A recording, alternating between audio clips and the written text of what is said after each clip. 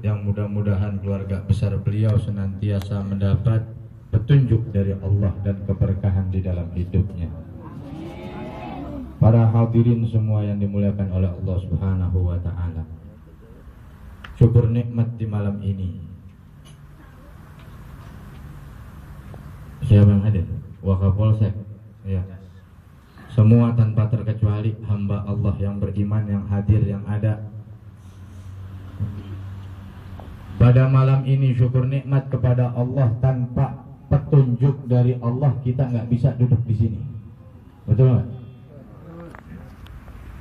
Ada saudara kita yang kepengen hadir sama-sama dengan kita ini malam, tapi ada halangannya, akhirnya nggak bisa hadir.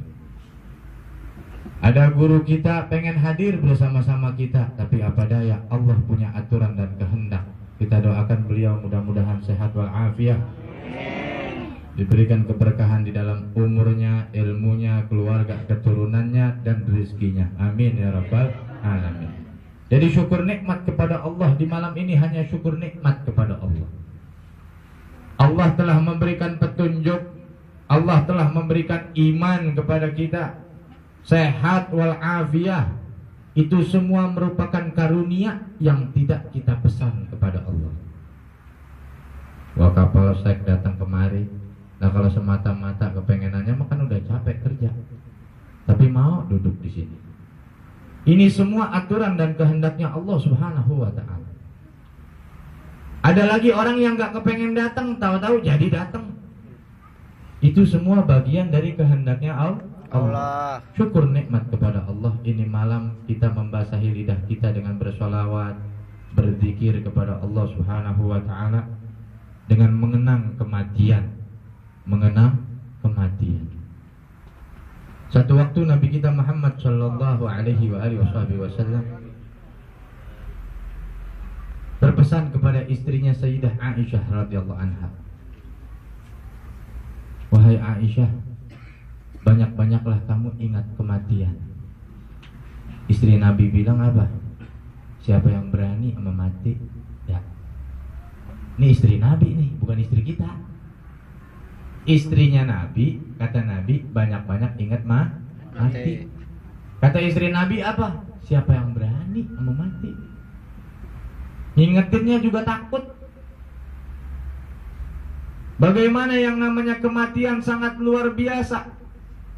Lihat bagaimana sahabat Rasulullah sallallahu alaihi wasallam, Sayyidina Utsman bin Affan radhiyallahu an, saat diceritakan tentang hari kiamat beliau tidak menangis.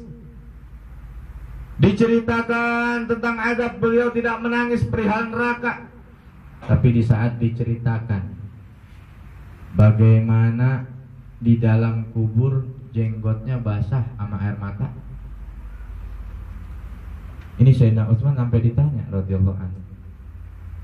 Ketika diceritakan kiamat gak ada takutnya, gak sedih. Ketika diceritakan apa? Bagaimana kehidupan neraka juga tidak menangis seperti saat itu. Tapi mengapa ketika diceritakan kematian sampai jenggotnya basah dengan air mata? Beliau menjawab radhiyallahu anhu, karena aku mendengar dari Rasulullah sallallahu alaihi wasallam, al-qabru awwalu manzilin min manazilil akhirah. Kuburan itu persinggahan pertama sebelum akhirat. Kuburan itu persinggahan pertama sebelum akhirat. Faman naja minhu wa ma ba'dahu aisar. Siapa yang sukses di kuburan maka setelahnya gampang.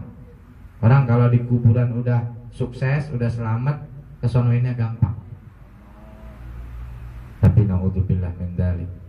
Siapa yang di kuburannya sempit, susah, penuh dengan seksa, kesonoinnya lebih susah. Naudzubillah min dzalik.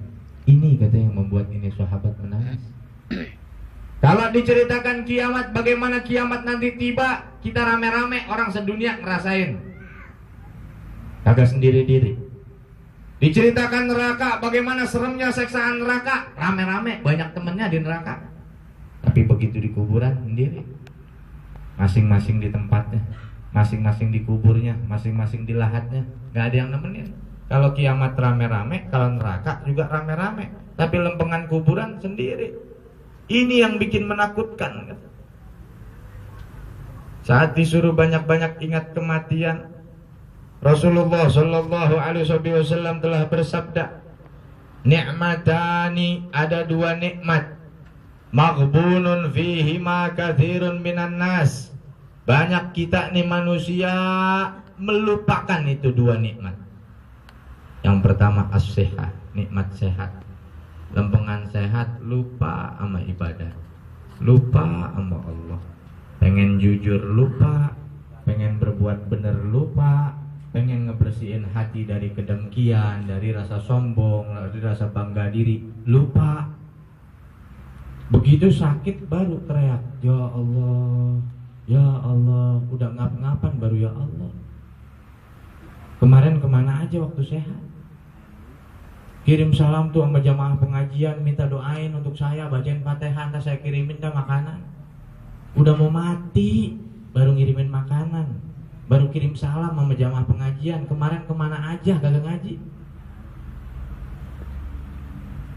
Ini kata Nabi satu nikmat yang seringkali manusia lalai, as-sihah, sehat. Sehat nih mahal. Lempengan sehat, jauh dari majlis ilmu. Lempengan sakit, baru ingat. Gimana sih kalau orang sakit cara sholatnya? Gimana sih kalau orang sakit cara wudhunya? Kemarin lagi sehat lu ngayap melulu. Duduk di majlis yang buka kitab, dengerin tuh bahasan ilmu. Saat ini alhamdulillah guru-guru tua kita masih banyak.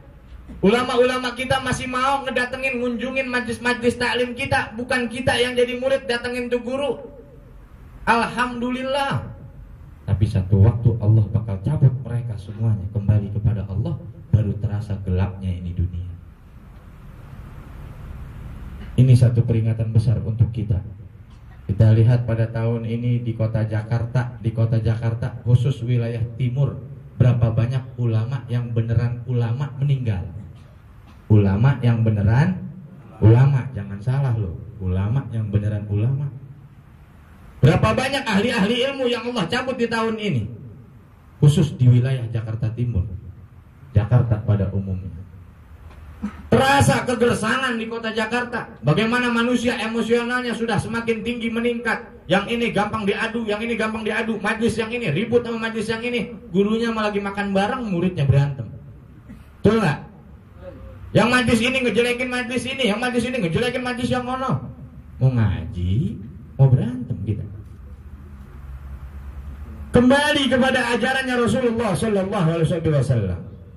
Karena Allah yang sudah memastikan bahwasanya Rasulullah lah yang menjadi uswatun hasanah, suri tauladan, contoh termulia. Gak ada lagi selain Nabi Muhammad Sallallahu Alaihi Wasallam. Dan hanya orang-orang yang ikut jejaknya selangkah demi selangkah dari jejaknya Nabi Muhammad, itu pun orang-orang yang perlu kita contoh, karena mereka mencontoh Nabi kita Muhammad Sallallahu Alaihi Wasallam. Kembalikan diri kita agar ingat kepada syariat ajaran Rasulullah yang sangat luhur ini. Ini ajaran Islam luar biasa. Tadi berbicara tentang nikmat yang banyak kita lalai, sehat, lempengan sehat tadi. Ayo manfaatkan kesehatan kita. Ini malam diingetin dengan kematian kita. Yang kedua yang seringkali kita lalai dari nikmat Allah, wal faraq, kesempatan, al faraq. Di mana banyak kesempatan, waktu luang, kagak mau duduk di majlis ilmu. Asal duduk di majlis ilmu, pantat rasanya kayak ada baraknya. Minggir sono, tuh. Lama banget ngaji, lama banget ngaji. Lah lamaan begini coba ada acara haul, kita duduk berapa lama udah? Hitung. Dari kita duduk tadi sampai ntar kelar, berapa lama? Asik aja kita duduk. Tapi lempengan majlis ilmu, tibang dari maghrib sampai nungguin azan isya, pantat kita panas. Kaki taruh ditekuk, taruh dilonjorin, terpukul, sampai tidur, sampai bangun, 10 kali ngimpi belum kelar. Ya lama banget ngaji ya. Tuh ilmu hawanya. Karena Allah tidak sembarang menempatkan ilmu kepada hamba-hambanya. Hanya manusia-manusia minal akhyar, orang-orang yang Allah pilih yang diperkenankan memegang ilmunya Allah Subhanahu wa taala. Oleh karenanya syukur nikmat. kalau kita masih ditakdirin duduk di majlis ilmu. Syukur sama Allah, bukan untuk disombongin, bukan untuk dibanggain. Syukuri kepada Allah. Alhamdulillah ya Allah. Karena nggak gampang, nggak semua orang bisa menempatkan dirinya di dalam majlis ilmu, duduk menjadi pendengar yang baik, duduk menyimak itu ilmu, mencoba memahami bagaimana ajaran Nabi kita Muhammad Shallallahu Alaihi Wasallam. Karena bagaimana